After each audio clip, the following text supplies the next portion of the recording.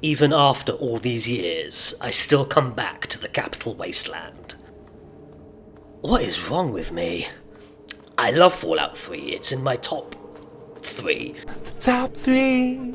But like with my other favourites, I feel that despite some, honestly, major issues, the things it does right exonerate so much garbage. Released all the way back in 2008, over the past nearly 2 decades, Fallout 3's position in gaming history is still contested. I'm going to make a relatively short video defending it, and I might do a crazy 2-hour-long extravaganza if this overview gets much interest. But in both cases, I defend Fallout 3 with no small amount of reluctancy. Regardless, I got it when it came out, and I've played it ever since. A few years later I got New Vegas, and although I think it's, objectively speaking, the better game, it never did it for me. I may have played through New Vegas 4 or 5 times, but Fallout 3 struck a chord so major, I've completed it dozens of times and will do dozens more times again. I also got Fallout 4 when it came out, and it's average. And I mean average in the strongest, or perhaps weakest, possible terms. I'll compare Fallout 3 with these two, but I never bothered with 76, just no. And the first 2 installments have little bearing on anything, so I'll mostly be ignoring them for now. So, what does Fallout 3 do so well? In my humble opinion, it's the atmosphere. There's a cold bleakness to it, combined with almost absolute freedom that I never got anywhere else. I never minded the many empty and barren locations because this world is dead. We are exploring the death of civilization. It's just you and your immense melancholia forever. Radios broadcast to mutated insects, derelict buildings have been untouched since the bombs fell, and here and there we can find all sorts of secrets if we're willing to look and use our imagination. Fallout 3 is a bit like a survival horror game in this regard. The ambient music, the howl of the wind, losing for anything of value, it never got old. There was also the element of never knowing what the game will throw at you via a combination of some crazier locations and the random encounter system. I will admit that these did get old. But I have thousands of hours in this game, most of which Steam didn't record, so I've seen and done it all. But like a shuffled deck of cards, no 2 presentations are ever the same. And I haven't seen it all, there's still little things I never knew about. And that is what's wrong with me.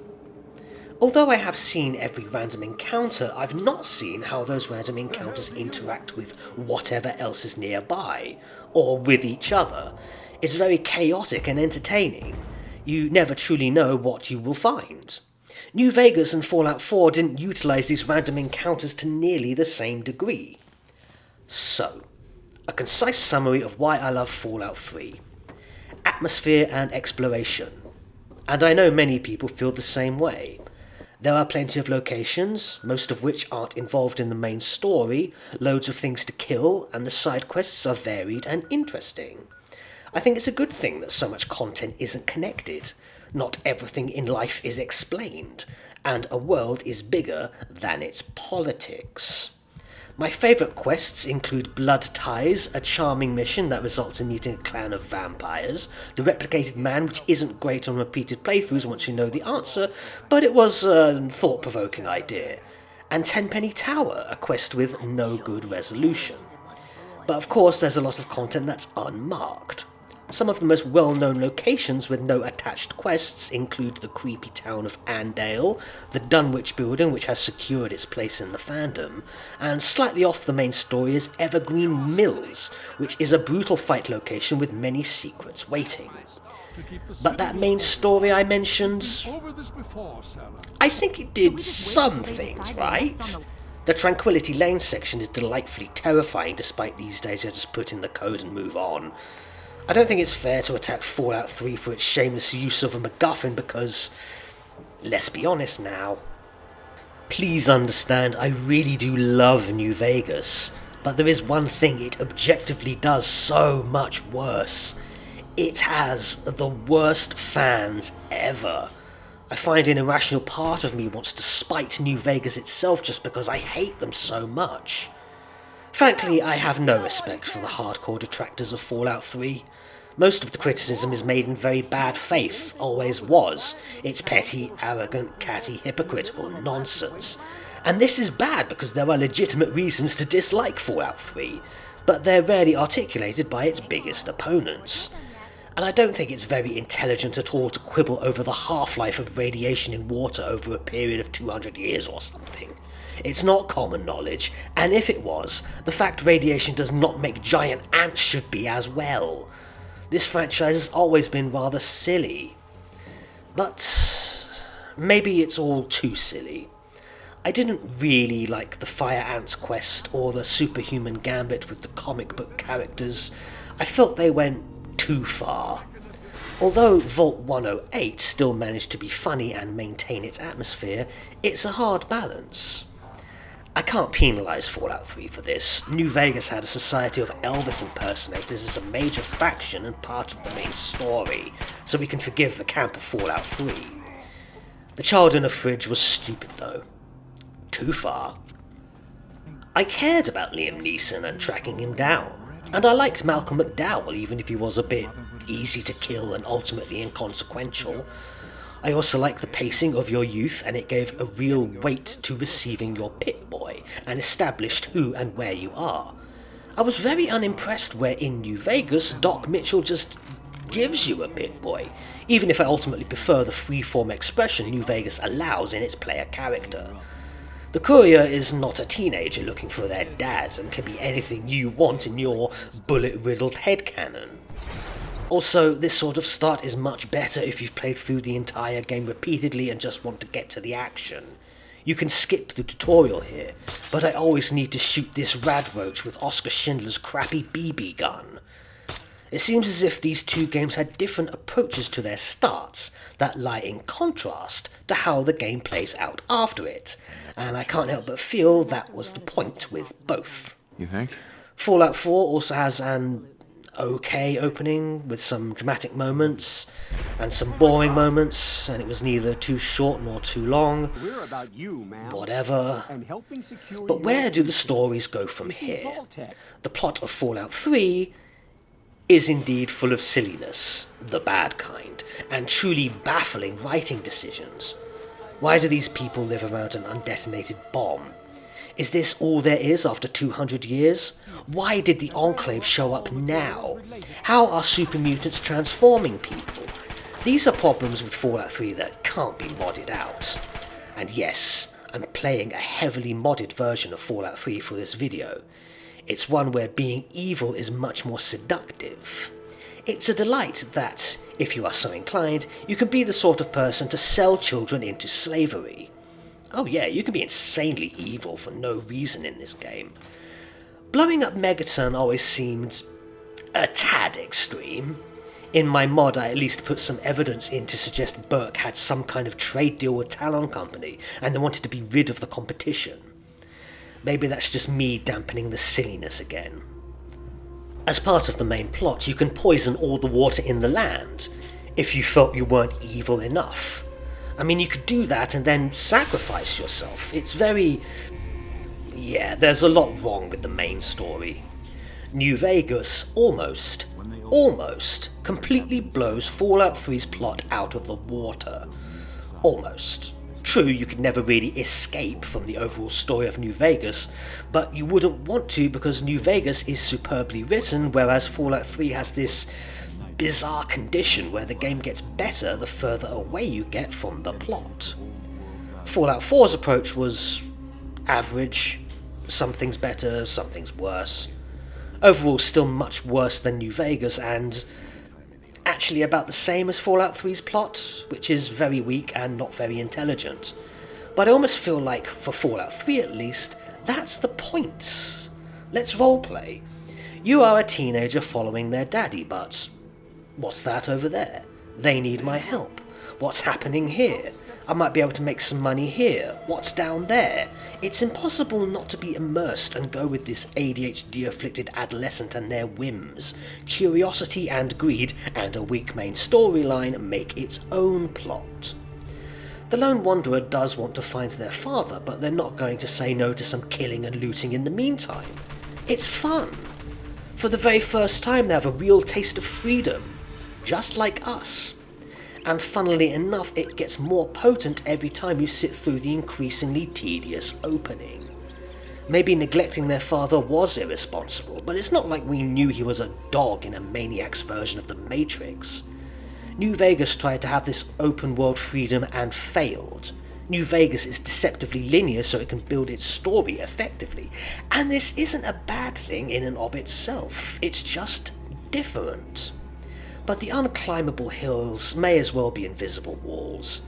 In Fallout 3, pick a direction. Fallout 3 wants you to go off and do your own thing like the wayward brat you are. The Courier is similar in that they have no personal problems that can't wait, or rather, the much bigger problems the world is facing, even if the world isn't as open. The sole survivor feels like kind of a jerk for ignoring their lost child. Yeah, it doesn't work as well, does it? I also strongly feel that combat in Fallout 3 is good. I never understood the view that combat was bad, but I only ever played the PC version, so maybe that's the issue. Some enemies are a bit tanky and can absorb shotgun rounds at point blank range to the face, but you can always shoot them twice. The machine guns, however, are not very good. They all have a minimum sway that makes them unreliable, whereas that hunting rifle is more accurate but rather boring. The lack of iron sights never bothered me, but the real issue with combat is that when close to terrain, the shot can clip into invisible debris. There are also occasions where it just feels like your shots are going through your target, and the pausing isn't quite instantaneous. Why haven't these issues been brought up as much? There wasn't enough combat in New Vegas for my liking, and the combat in Fallout 4 felt rather generic and didn't have that survivalist vibe. Overall, the fights just got boring, and blood jam. That's just a graphical choice I disagreed with. I think there was something wrong with Fallout 4's lighting or something. VATS was always a lot of fun, but in Fallout 3 it was a tad overpowered. I appreciate it was a homage to the isometric classics, and in that respect it did a great job. But it's very rare to die in VATS, and once you know how to play with it, the game will break. New Vegas was better in this regard, but here VATS feels underpowered. You desperately want the animations to end quickly so you can regain control and not die immobilized in Pip-Boy view. Fallout 4's VATS was the best in the series. Not too powerful, not too weak. And frankly, I liked the rework of the critical meter to remove the RNG elements, which was always problematic. It's just a shame that Fallout 4's good mechanics like that are counterbalanced by far more bad decisions. I don't know how I feel about radiation damage in Fallout 4, for example. I think I prefer the system in 3 and New Vegas, but in both, radiation wasn't that big of a deal. It was used masterfully in New Vegas for some levels, but in 3 it was meaningless. Even if radiation wasn't meaningless, before you realise it, you'll be carrying enough anti-radiation meds to easily see you through. The entire radiation mechanic just became something you didn't have to think about. The level design and NPCs suggest radiation is crazy dangerous, but in gameplay, it's just never an issue. And this is another criticism of Fallout 3. It's too easy. There is some early game hell if you don't know what you're doing, but before long you'll be unstoppable. And given you'll have excellent equipment and supplies, your incentive for exploring the amazing game world will become dampened. It's not just radiation that becomes meaningless, even health does. You'll have so many stim packs you'll be able to fully heal yourself repeatedly until everything ceases to be a challenge altogether. And now that survival horror aspect has gone. I'd strongly encourage setting your own self-imposed challenge like I do with my State of Decay 2 series, such as no using any meds or no Pip-Boy during combat. But Fallout 3 has an even better option. Mods. I've modded Fallout 3 to hell, and I've gone a long way to make the game harder in almost every aspect. All meds have carry weight, radiation much more deadly, Ammo is rarer in containers, base stats lower, worse addictions, less buying power, everything rarer, tougher RPG elements. And that's another thing. New Vegas is a much better RPG not just in story but in terms of mechanics. Some perks in Fallout 3 are useless while others are absolutely broken. This is true in New Vegas as well, but to a lesser extent. I feel as if there was a real lack of communication over exactly how Fallout 3 would work. Maybe it's unfair to compare the two since New Vegas got to learn from its predecessor's mistakes, but some of those mistakes were so egregious I don't know how they got past the planning stage. Regardless, there is this feeling that in some ways, Fallout 3 walked so New Vegas could run. I just wish New Vegas could have been a more engaging FPS experience with better exploration and horror elements, but I don't think I can really mod that into the game without building a whole new sandbox, a la Old World Blues meets Point Lookout. Besides, modding is no defense of a game. If I can change a game to be anything I want, I'm not reviewing the game on its own merits. If I were a peasant and only had the Xbox version of Fallout 3, it would likely be sat on a shelf, remembered only as a goofy and mediocre FPS experience. Some of those thousands of hours were spent testing my various insane experiments, and are not really a testament to how much I love Todd Howard's vision. The truth is, it's a dishonest declaration of what I truly feel regarding this game. But I don't really care. Everything in this PC-generated world is up for grabs and I intend to drain it dry. And some things, I never minded. I honestly prefer the green tint over the yellow tint or the relatively normal. Point is, I can mod it if I want. And of the things I can't mod, even when I first played Fallout 3, it bothered me that there are no crops. How are all of these people surviving? I know Little Lamplight has its own half-assed hand-wave excuse for survival, but, well, less said about Little Lamplight the better. New Vegas had farms and implied logistics and a more realistic look at the economy. It was a great bit of world building that would have been fantastic in Fallout 3. But what about the other side of this point? What I'm saying is, there's plot inconsistency due to unanswered questions versus mystery and intrigue. I don't mind that some things are left unexplained, and I certainly don't mind that there isn't some optional NPC that will talk my ears off about every tiny little thing until the next apocalypse. For example, I never cared that Talon Company are mostly unexplained. From a gameplay perspective, they're a mid-tier human combat encounter, and from a story perspective, they're what? I don't mind not having the action slowed down for another 10-minute lecture on one of the game's factions. And I loved killing them. It was fun.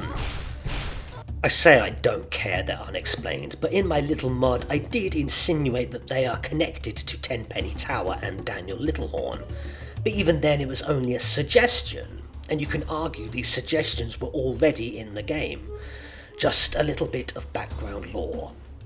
But there is a difference between suggestion and nothing? Compare Talon Company with the Gunners of Fallout 4. Firstly, I hate the name. They're called the Gunners because they use guns. Very clever. They already have less personality than what came before, and I just feel no sense of wonder. Although Fallout 4 really missed a golden opportunity there, I really like the non-human enemy design. Pretty much all of them were upgrades to what came before. I especially loved the feral ghouls, which are much scarier than they are in the older games. And another thing, the music in Fallout 4 was better, especially the combat music. I'm overjoyed I can very easily copy and paste it into Fallout 3's folders. Not that Fallout 3 and New Vegas had bad music. I've already said I loved the Explore and Dungeon ambient, and we all love the golden oldies the games provide. But one thing that baffled me was Fallout 3 didn't use the music from the first two games. Bethesda used almost every single asset they bought, but not the iconic soundtrack of A Lost Generation.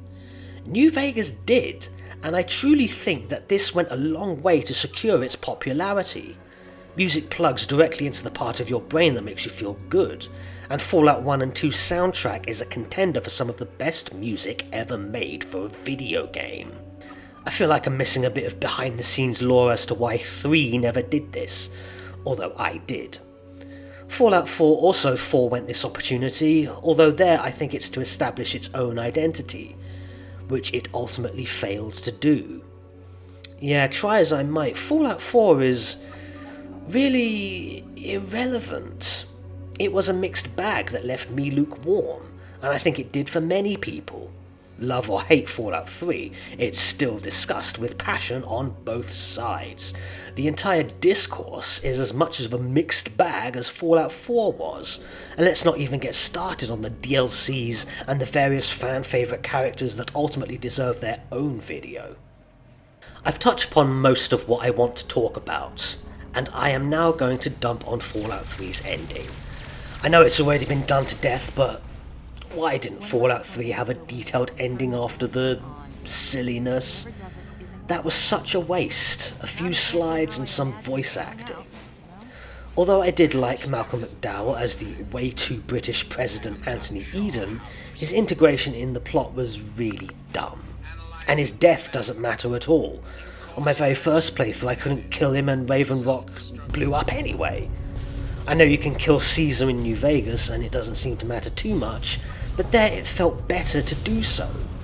It wasn't just a dialogue choice on the way out. However, as I alluded to earlier, I do think the Enclave are better antagonists than the Legion. Now I know that won't go down well. Caesar himself is not nearly as intelligent as New Vegas insists he is, and let's just compare the two factions. The East Coast Enclave have limitless resources, advanced science and research and development operations, and cutting-edge power armor and plasma weaponry. The Legion has improvised high school sporting equipment and spears. I never took them seriously, and only the writing really saved them as credible antagonists. That, and some horrible moments Fallout 3 only wishes it could have pulled off. There really was some dark stuff with the Legion. But don't turn around and say this is a morally nuanced faction. The Enclave made a better argument than the Legion did, and they were written by Bethesda. But another aspect that saved the Legion was the presence of Legate Lennius. He had an aura and felt like a formidable opponent before and during the Battle of Hoover Dam. His counterpart, Colonel Autumn, really didn't.